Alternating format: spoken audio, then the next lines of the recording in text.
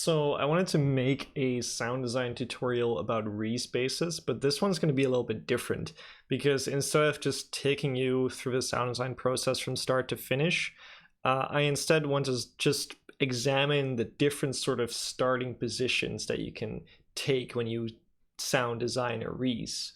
So at the end of this tutorial, we won't have a sexy sound to show off. I'll just go through different techniques that you can use and kind of list some of the issues and some of the opportunities that you're going to run into when you use each of these techniques.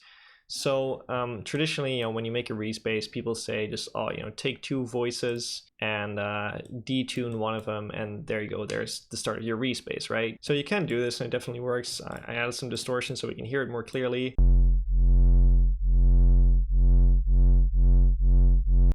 It's a Reese, all right? But if you take a look at this sound, it's just kind of a problem because this voice is completely in tune, but the other voice is completely out of tune. So it's going to average to being out of tune, and why would you want your bass to be out of tune, right? So the alternative is doing something like this, where you drag this one up 41 cents and this one down the same amount. But this is a whole hassle because now if you want to change the speed of your Reese, then you're going to need to adjust two parameters in your synth, and you need to adjust it by the same amount, and that's just a hassle to do. You could set up a macro to do it for you, but all in all, it's just kind of annoying to do it this way. And also, you're using two oscillators.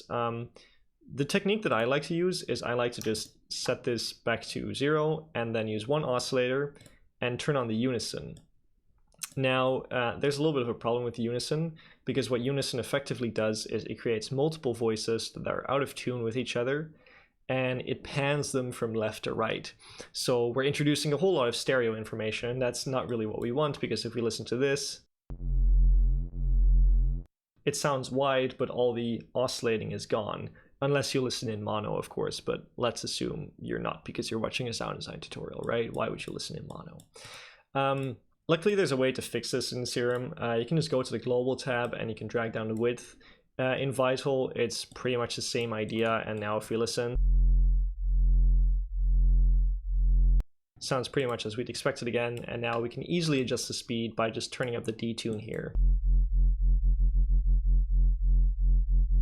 Very nice. Now I do sometimes like to add in a little bit of stereo width, because it just gives you a different kind of stereo image. You can add reverbs and choruses and whatever other effects to add some stereo width to your sound, but I find that doing this gives you a bit of a unique flavor in terms of what the stereo image looks like.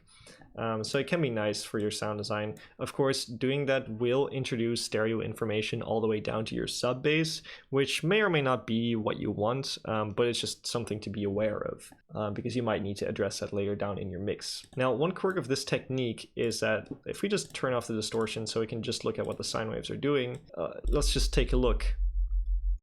If we zoom in on that waveform a bit, we can see that there's a very big difference here between loud and quiet.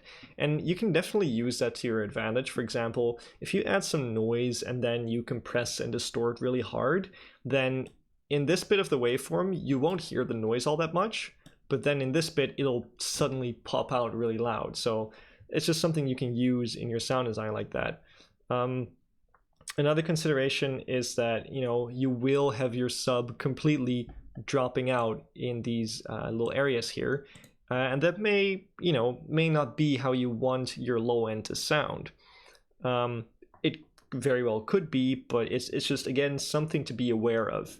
It's something to make an intentional choice in, because for some riffs, having the sub drop out like that in the oscillations sounds cool, and in other riffs, if you have like a big Reese that you want to be sort of the big centerpiece of your song, then maybe having a little more of a consistent sub can just give a bit more power to it. But that's entirely subjective. It's just something to be aware of. That's kind of the point I'm trying to make. So if you don't want your sub to entirely drop out, one thing that you can do is you can just add in another oscillator that just plays a straight sine wave, no craziness going on.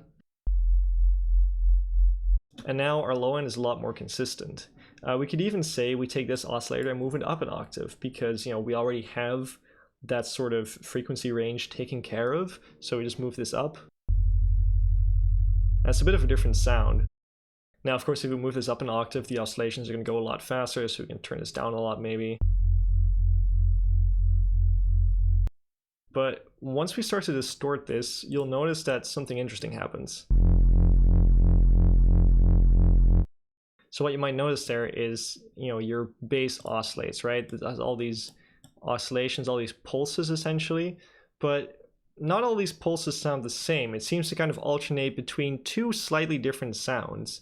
And this is kind of a side effect of the pattern that you get when you use a separate sub bass like this. Because now when you think about it, you have one voice that's tuned slightly lower, one voice that's tuned slightly higher, but also one voice at the sub that's tuned exactly where it should be.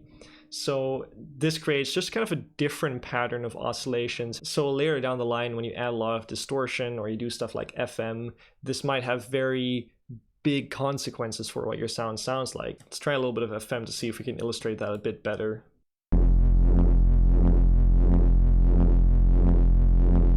Yeah, so this illustrates pretty well how, if you add some harmonics later down the line, you do some distortion, having this sort of 3 oscillator setup does change the way in which your sound can oscillate, and that's, again, something important to consider, whether that's what you want or not. Now, there's one more way in which you can make a Reese, which is kind of cheating in a way. I don't like to use the word cheating because, there's nothing necessarily better or worse about it, but it's not making a Reese in the traditional way. So what you do in this technique is you just take any sort of patch that you have, and then you take a parameter and you just use an LFO on it. And then, with a Reese, of course, the wobbling goes faster at higher pitches. So the way you would do that is you would just apply this this note modulator to your LFO speed, so that if we take this note and we pitch it up, it goes faster.